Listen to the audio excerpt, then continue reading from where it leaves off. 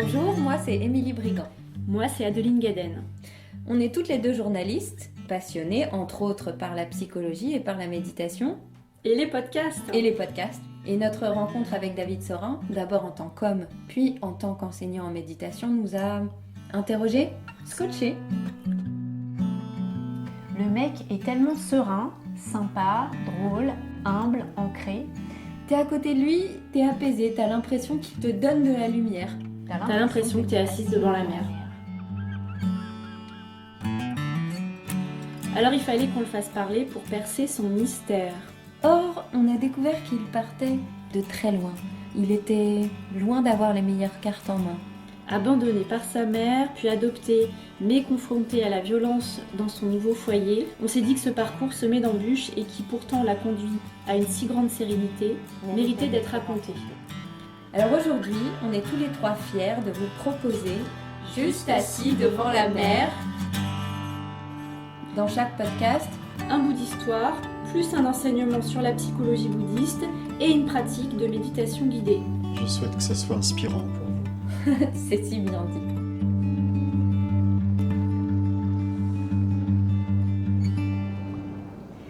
Heureuse de vous retrouver pour le 6e épisode de notre série de podcasts inspirants, juste assis devant la mer. Nous découvrons la vie de David, dont le cœur d'enfant abandonné à la naissance, et puis le cœur d'aventurier de la vie, a souvent chaviré. Mais il retombe toujours sur ses pieds, David, bien ancré face à la tempête. Alors qu'en sera-t-il face à l'amour, enfin l'amour amoureux? Ce sont les questions que nous nous posons aujourd'hui, juste assis devant la mer, juste assis devant la femme. L'aventure prend parfois une autre tournure.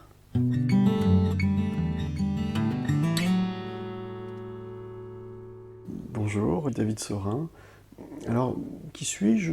Je suis un cheminant, un apprenti de la vie qui essaie d'apprendre à aimer essentiellement. Vous nous avez proposé dans le dernier épisode, David, une pratique sur la compassion. Alors dans compassion, il y a amour, puisque vous nous proposiez dans cette pratique d'apprendre à ouvrir notre cœur et de parler au cœur du monde aussi. Quelle différence il y a pour vous entre l'amour avec un grand A et puis l'amour amoureux dont on va parler aujourd'hui? Est-ce que vous faites une différence entre ces deux amours? Alors on peut distinguer beaucoup de choses dans ces deux notions. D'abord dans l'amour avec un grand A, on peut distinguer l'amour affectueux. C'est un amour qui ne s'explique pas, c'est juste la joie d'être avec l'autre, la joie de voir l'autre. On est juste content, on a de l'affection pour cette personne. C'est inexplicable, c'est juste de l'amour affectueux. Mais on peut le développer, on peut essayer de l'étendre au plus grand nombre possible de personnes. Et puis il y a l'amour bienveillant, qui ne va pas forcément de pair avec l'amour affectueux, mais c'est bien de les associer quand même. Parce que formidable de ressentir de l'affection pour une personne, mais encore faudrait-il lui vouloir du bien, être bienveillant envers cette personne, c'est-à-dire s'atteler à lui offrir les meilleures conditions possibles pour son bonheur, être attentif, être à l'écoute de ses besoins et essayer d'être le plus disponible. Donc amour affectueux, amour bienveillant. Je crois que ces deux notions-là sont importantes à associer dans un couple. Et donc là, on parle de l'amour amoureux déjà? Oui, on est déjà en train de parler de l'amour amoureux. Oui. D'accord. Le mieux, c'est de réduire l'amplitude entre l'amour avec un grand A et l'amour amoureux. C'est-à-dire de faire en sorte que dans l'amour amoureux, on puisse développer les mêmes qualités que dans l'amour avec un grand A. Parce que finalement, dans l'amour amoureux, il y a quoi en plus? Il y a le désir sexuel aussi. Oui, alors... Il n'y a pas forcément dans l'amour avec un grand A. La clé de compréhension, je crois que c'est l'attachement. Alors, l'attachement est dangereux parce qu'il nous fait croire que l'autre a le pouvoir en lui-même de nous rendre heureux, de nous fournir du bonheur, c'est-à-dire qu'on instrumentalise l'autre finalement. On le réifie pour en faire un fournisseur de bonheur. On lui donne une fiche de poste. Tiens, ma chérie, à partir de maintenant, le but de ta vie, c'est de me rendre heureux. Donc on comprend bien que là, c'est pas de l'amour, c'est de l'égoïsme en fait. Pour résumer, la différence entre l'amour amoureux ou l'amour amitié et l'amour avec un grand A, ce serait justement que dans l'amour amoureux ou dans l'amitié, il y a de l'attachement et pas dans l'amour avec un grand A. Ouais, Grosso modo. On peut dire ça comme ça. On va peut-être développer ça Voilà. en revenant sur votre parcours. Vous avez rencontré une femme, vous vous êtes marié et vous avez eu des enfants. Oui, deux beaux enfants qui sont grands aujourd'hui. L'amour parental, ou l'amour paternel ou maternel, c'est l'amour avec un grand A. Ou c'est encore différent, c'est un mélange d'amour avec un grand A, évidemment, peut-être qui rimerait avec un amour inconditionnel, et en même temps qui est conditionné par le fait que c'est son enfant. Oui. Alors, mon idéal, mon but, c'est de faire en sorte que mon amour pour mes enfants se rapproche le plus possible de l'amour avec un grand A. Mais inévitablement, quand on a des enfants, il y a énormément d'attachement. Et oui. Parce que c'est comme une extension de notre ego, un petit peu. Puis on espère qu'ils réussissent là où on a échoué, nous, parfois. On espère en être fier. Et c'est quand même pas n'importe qui, c'est quand même notre enfant. Alors on va peut-être vouloir en prendre le contrôle, influer sur leur choix de vie. Et tout ça, c'est de l'attachement, en fait. Et puis quand on devient parent, on se rapproche aussi de notre propre histoire, notre propre enfance, nos propres parents. Quelque chose s'est joué à ce moment-là, quand vous êtes devenu père? Je me suis rendu compte à quel point c'était un métier difficile. Métier.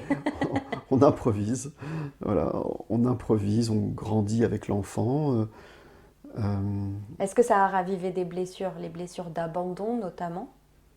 Non, pas du tout. Au contraire, ça a contribué au sens de ma vie, ça a contribué à ma croissance. J'ai dû apprendre à apaiser mes tensions intérieures, à ne pas m'emporter, à ne pas m'énerver, apprendre à laisser l'enfant grandir à son rythme, à être souple, à développer de la souplesse mentale. Et il en faut beaucoup. Quand on est parent, il faut beaucoup de souplesse mentale, de patience, de bienveillance.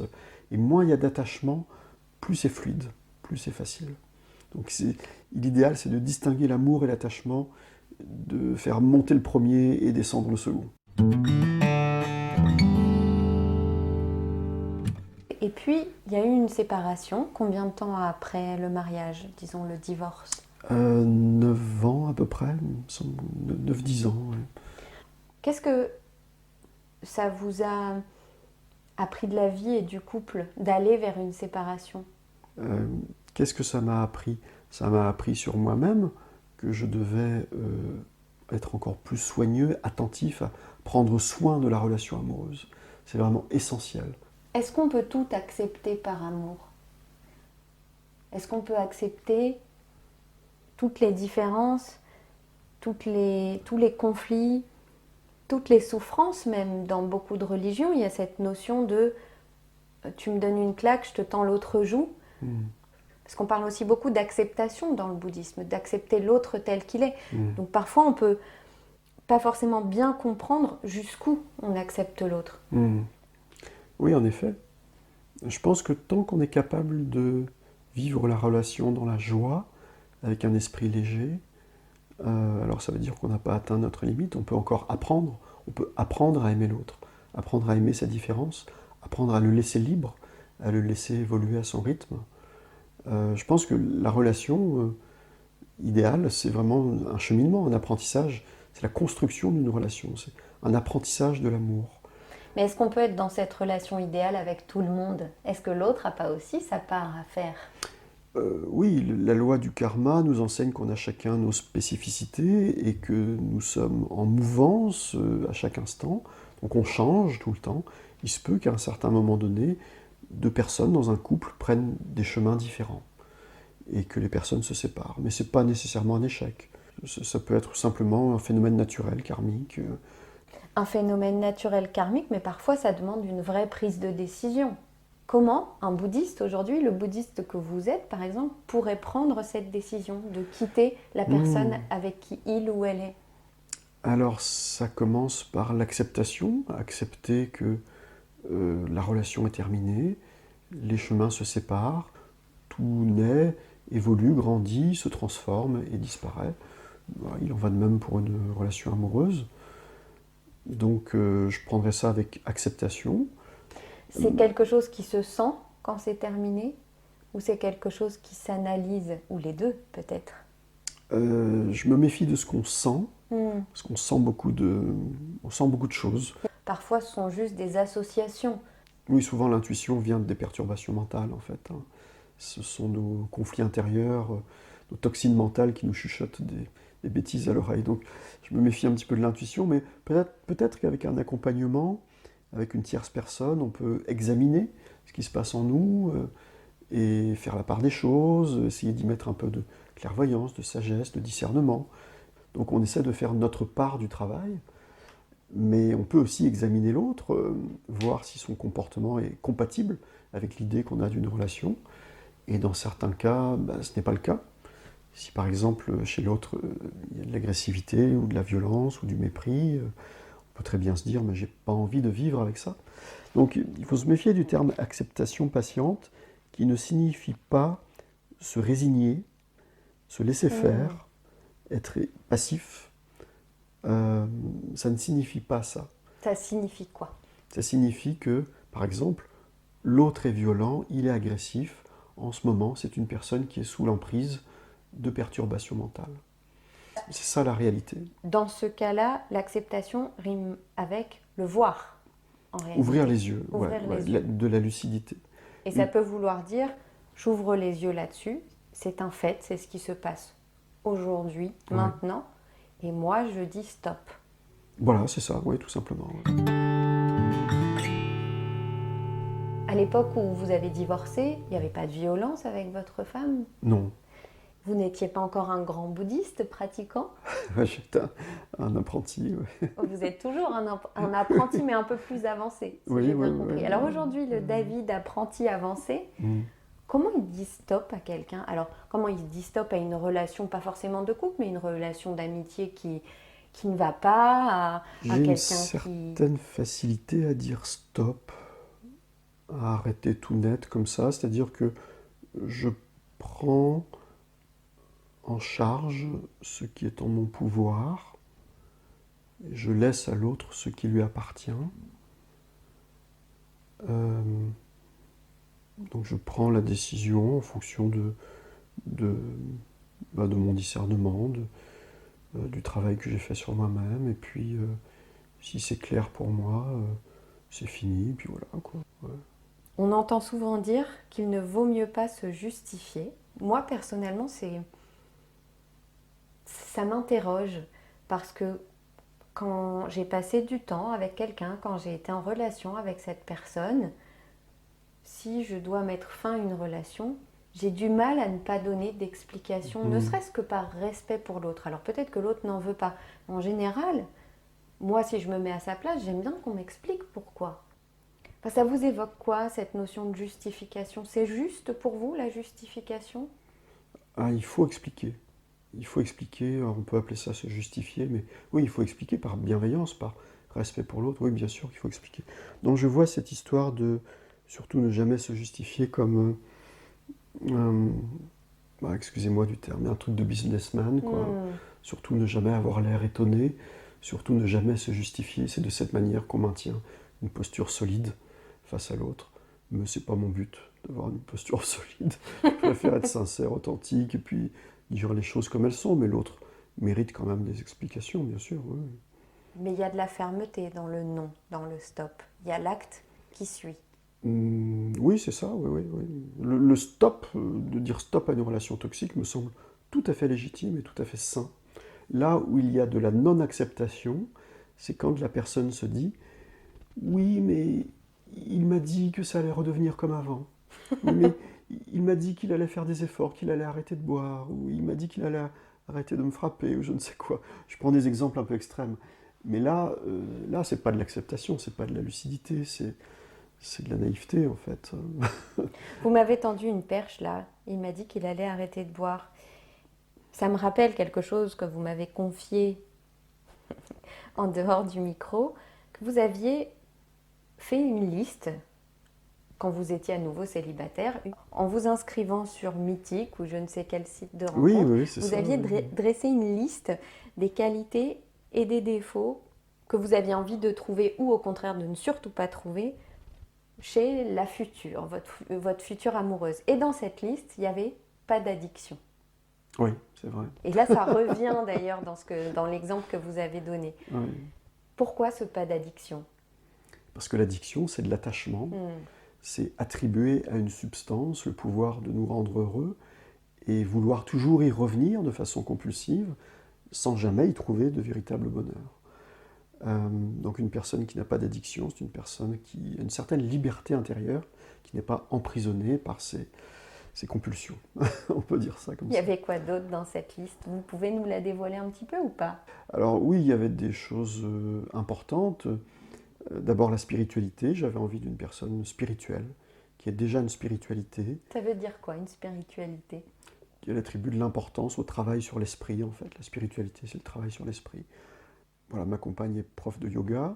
Ah oui, mais alors là, vous déflorez complètement le, le suspense. Ça y est, on sait que vous l'avez trouvé. Ah oui, oui. David, c'est pas possible. Ah oui, oui, je l'ai trouvé.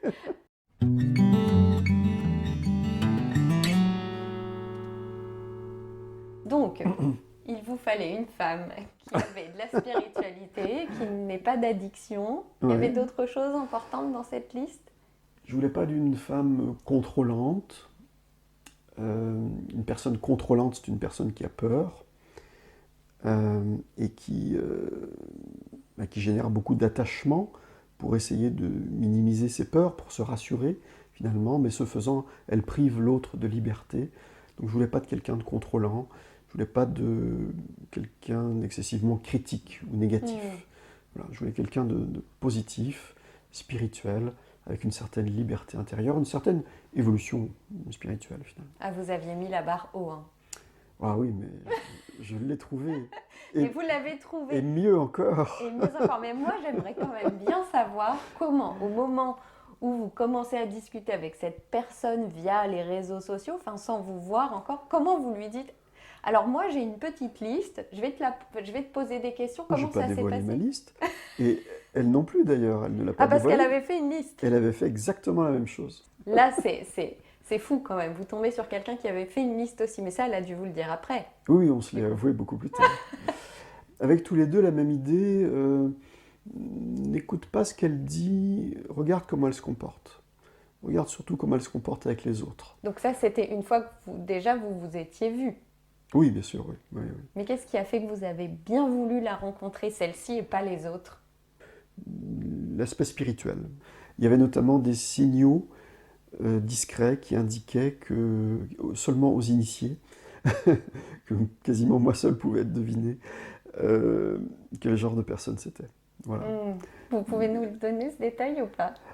Oui, par exemple... Histoire qu'on puisse le lire, nous aussi, si voilà, on le voit sur des annonces. L'entrée des ashrams ou des temples en Inde est particulière. Par exemple, il y a des chaussures, il y a un écriteau qui indique qu'on doit laisser nos chaussures là. C'est dans un anglais, avec certaines caractéristiques orthographiques propres à l'Inde. Et puis, il y a certaines postures corporelles, les pieds nus, les couleurs, etc. Le sourire. Elle avait posté une photo qui correspondait à ce portrait. Oui, voilà, c'est ça. Ah.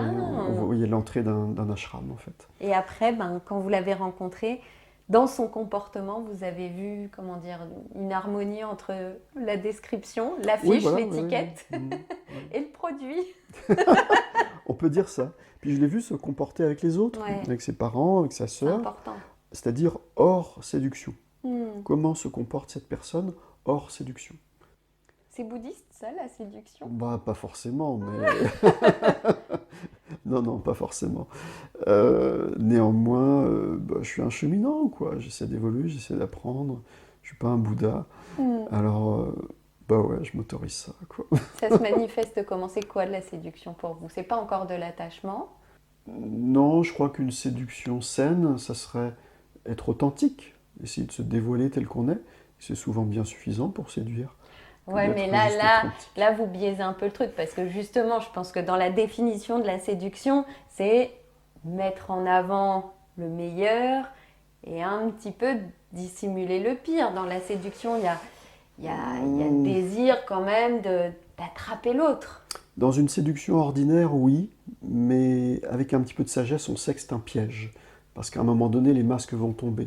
Donc c'est pas la peine de paraître différent aujourd'hui pour décevoir l'autre plus tard. Autant tout de suite se montrer tel qu'on est, authentique, de cette manière, ça démarre bien nos relations. Il faut préciser une chose, c'est que Barbara, comme moi, Donc Barbara, c'est le nom de l'heureuse élue, c'est le nom de l'heureuse élue. le prénom. Voilà son prénom. On avait dans l'idée une certaine méfiance, une certaine prudence face à ce qu'on pourrait appeler l'amour hormonal. Alors, Voilà. l'amour hormonal. L'amour hormonal. On a parlé de l'amour avec un grand A, de l'amour inconditionnel, de l'amour amoureux. Et maintenant, on en arrive à l'amour hormonal. Voilà. C'est ce qu'on appelle l'amour sexuel aussi. Voilà, le désir sexuel, Le désir sexuel. l'attraction amoureuse, Une méfiance. une Pourquoi certaine prudence, une certaine méfiance, parce que ce sont peut-être nos perturbations mentales qui parlent en fait, hein. Le désir sexuel, c'est de l'attachement, hein.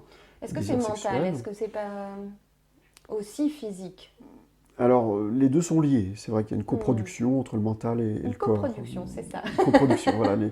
Alors, une certaine méfiance parce que ça ne peut être juste un feu de paille, parce qu'il n'y a pas de sagesse, il n'y a pas de bon sens là-dedans, il n'y a pas de discernement. Et on ne vit pas avec un coup de foudre, quoi. On ne passe pas une vie de relation amoureuse avec un coup de foudre. C'est quelque chose qui va se construire, et il est donc bon de savoir avec quel genre de personne on a envie de construire ça, et de ne pas seulement écouter nos impulsions, sûr. nos désirs. Dans le bouddhisme, on donne quelle place à la sexualité? Ça dépend à quel niveau on se place, quel genre de vœu on a pris. On associe souvent le bouddhisme à l'ordre monastique. Les moines ont souvent pris le vœu de chasteté. C'est pas mon cas. Mais vous n'êtes pas moine. Et je suis pas moine, voilà, c'est ça. Ouais. Par contre, j'ai pris le vœu de ne pas tromper ma partenaire. Et pourquoi un moine, bouddhiste ou autre, et dans la religion, il y a cette notion de chasteté? Si j'ai une relation sexuelle, je ne peux pas aimer Dieu en même temps. On peut dire que de consacrer entièrement sa vie à la voie spirituelle nous permet de dégager davantage d'énergie pour ça. Le danger de la sexualité, c'est l'attachement, c'est l'addiction à la sexualité, par exemple, l'addiction à l'autre, ou l'addiction à différents partenaires, c'est-à-dire de croire qu'il y a du bonheur dans le plaisir sexuel. Or, on distingue le plaisir du bonheur. Hein. Le plaisir, c'est bref, c'est sensoriel, parfois égoïste, et plus on consomme de ce plaisir, plus son intensité diminue, et plus parfois il se transforme en déplaisir même. Il y a aussi des notions énergétiques, de consacrer une partie de nos énergies subtiles à la sexualité, ça nous fait perdre beaucoup d'énergie spirituelle. En tout cas, c'est une recherche que vous avez, vous, c'est-à-dire d'arriver à harmoniser les deux. Je n'ai pas de pratique spirituelle directement associée à des pratiques sexuelles. Ouais. Ça, j'en ai pas du tout. Mais des pratiques sexuelles qui tendent à aller vers le spirituel, peut-être? Oui, au travers de l'imaginer. ce couple initiatique, on peut dire. Quoi. Si on s'aime, c'est formidable de faire l'amour ensemble, d'être bien ensemble. Ce plaisir sensoriel contribue à maintenir l'unité du couple, la joie d'être ensemble. Donc c'est juste formidable. Quoi. Mais vous pourriez vivre une relation de couple sans sexe? À ce moment-là, il y a l'amour avec un grand A qui vient remplacer? Bah oui, ça possible. semble envisageable. Ça peut demander des aménagements ou des efforts, mais oui, ça semble envisageable. De toute façon, d'une manière ou d'une autre, il est fort possible que la vie nous amène dans cette direction-là.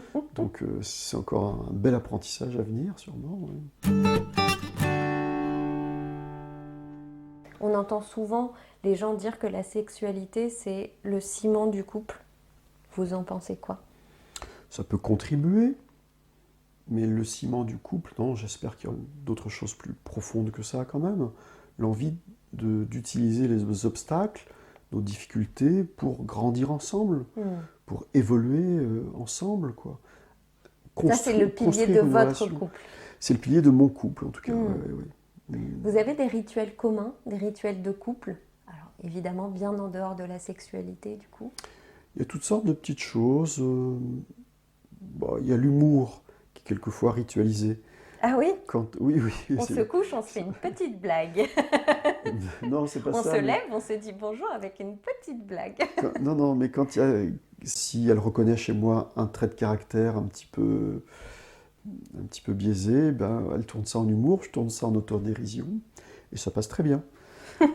On rigole ensemble, et puis voilà. Donc l'humour et l'autodérision, c'est vraiment merveilleux. C'est des ressources, on va dire. C'est des ressources, ouais. C'est vrai que tous les soirs, en s'endormant côte à côte, on se dit des choses positives. On termine la soirée avec des choses positives. On se dit notre amour, on se dit les belles choses positives qu'on a vues chez l'autre.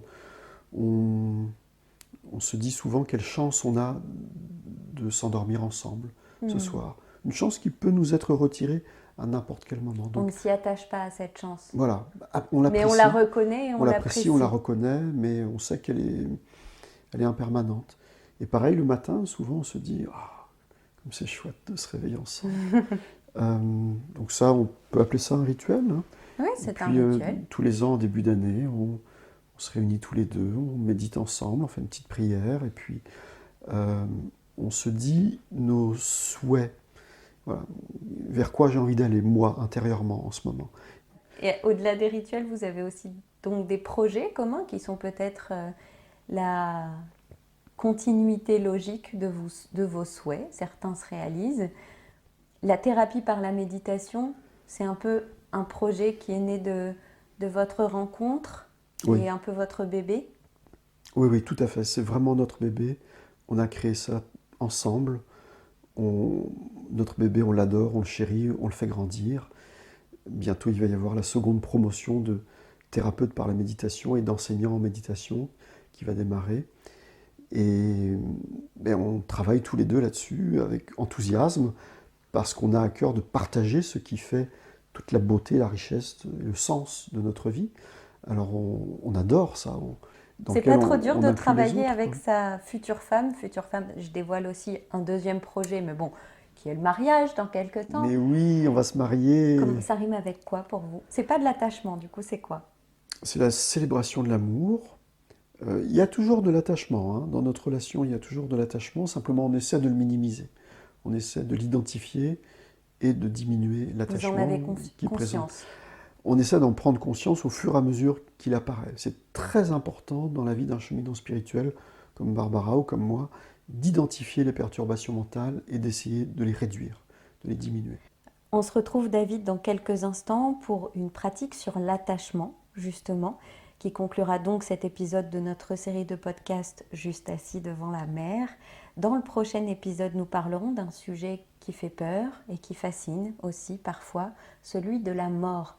Car en tout bon bouddhiste que vous êtes, David, vous êtes aussi un mortel parmi les mortels. Enfin, vous croyez que la vie ne s'arrête pas tout à fait à la mort. Et c'est cette vision que vous pourrez nous dévoiler, nous expliquer et qui peut-être pourra nous aider dans le 7e épisode de Juste assis devant la mer. J'ai hâte qu'on en parle. Mais avant ça, on se retrouve tout de suite, David, pour la pratique. Merci en tous les cas pour ces échanges. Merci beaucoup, Émilie, pour ce bon moment passé ensemble. À tout de suite, David.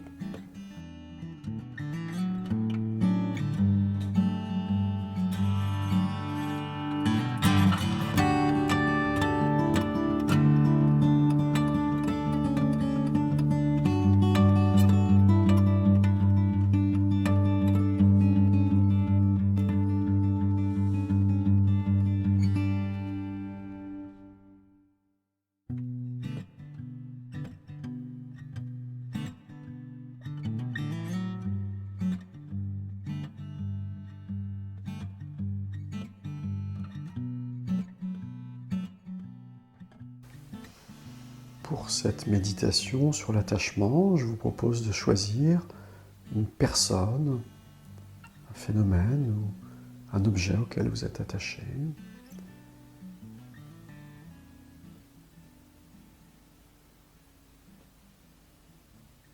Bien entendu, il est nécessaire d'avoir l'envie de transformer cet attachement, de s'en libérer pour générer davantage de bien-être, de liberté intérieure et de non-peur.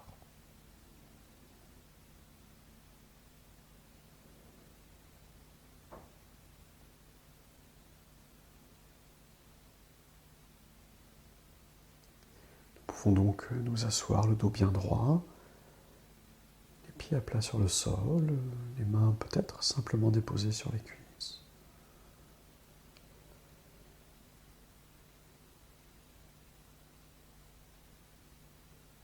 Nous laissons le corps se détendre en profondeur.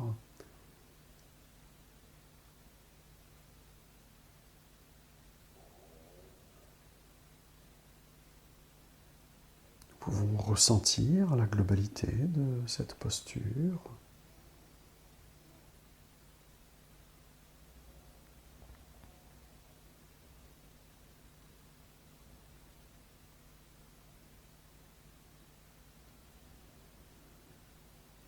Et nous posons notre attention en un seul point sur la sensation tactile de l'air qui entre et qui sort par nos narines.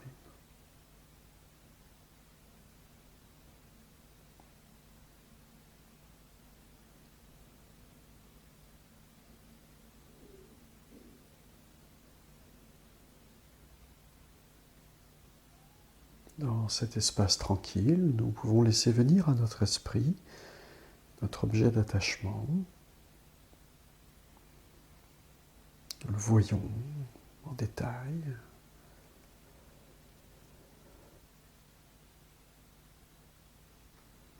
Nous pouvons peut-être même ressentir cette émotion dans notre corps et dans notre esprit.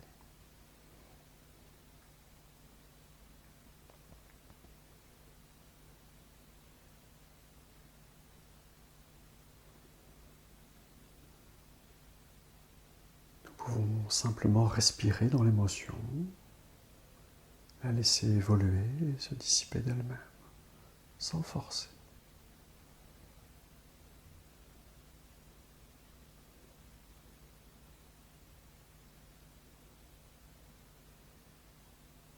Sur chaque expiration, abandonnons toutes les pensées.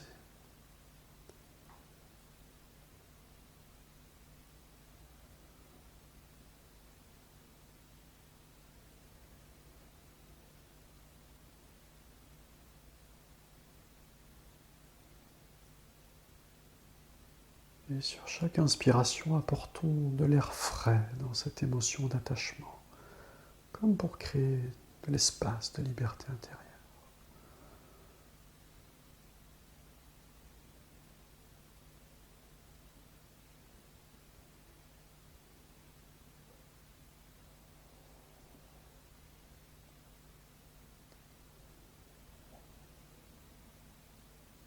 Alors, avec sagesse, nous pouvons contempler les inconvénients de cet attachement, de cette addiction.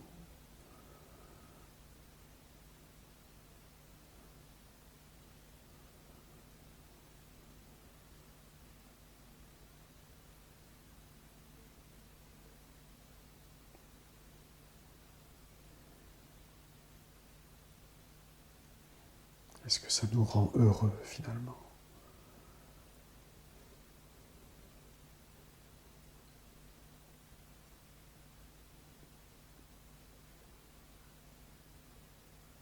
Est-ce que ça contribue au bonheur de notre entourage ?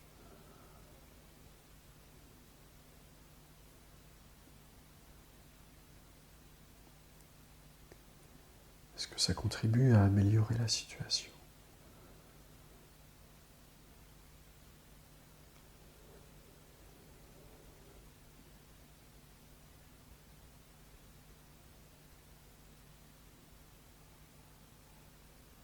Ayant ainsi contemplé tous les inconvénients de cet esprit d'attachement, eh bien, nous pouvons y renoncer en utilisant l'expiration.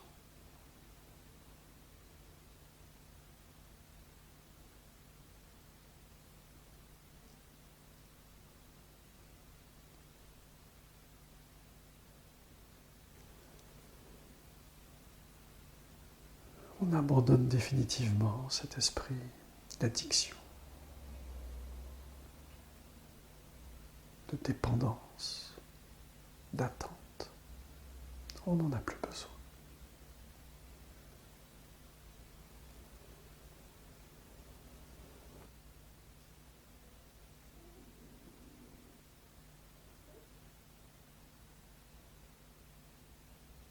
Sur chaque inspiration, nous pouvons laisser grandir dans notre cœur l'amour, la détente.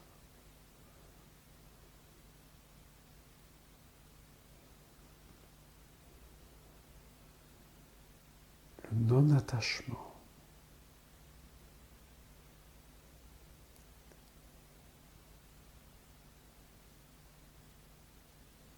La non-peur.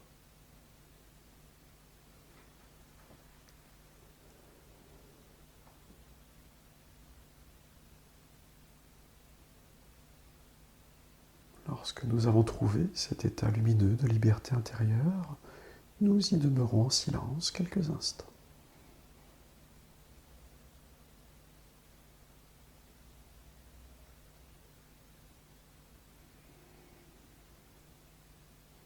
Et nous respirons bien pour que ce nouvel état d'esprit positif s'installe en nous.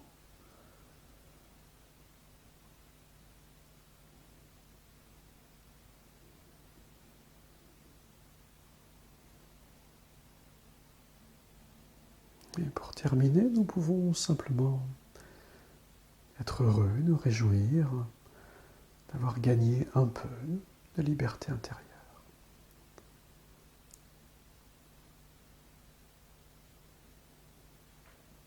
Nous pouvons alors offrir tout cela sous forme de lumière à notre entourage et à tous ceux qui ont besoin de liberté partout dans le monde.